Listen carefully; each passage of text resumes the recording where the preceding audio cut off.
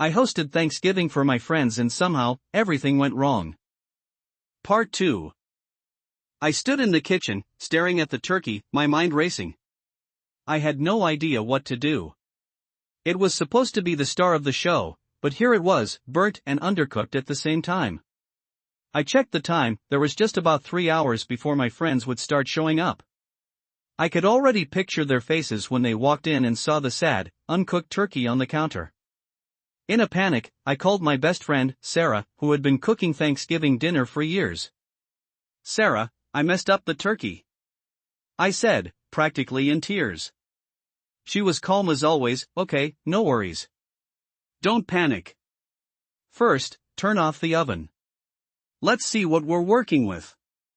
I pulled the turkey out and showed her what I had to work with, a turkey with an almost blackened skin but still partially raw on the inside. It looked like something out of a horror movie.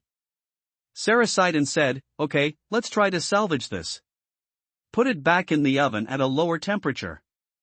If we can't fix it, you can always cut it up into pieces and bake it that way." As I followed her instructions, I had a brief moment of clarity. I'd always prided myself on being a go-with-the-flow kind of person, but this Thanksgiving was pushing my limits. I had a million things left to do: mashed potatoes, green beans, gravy, and no time to deal with a disaster of this magnitude. But I had no choice but to push forward. So, while the turkey slowly cooked, or rather, continued its miserable journey in the oven, I got to work on the other dishes. First, the mashed potatoes. They were supposed to be easy, right?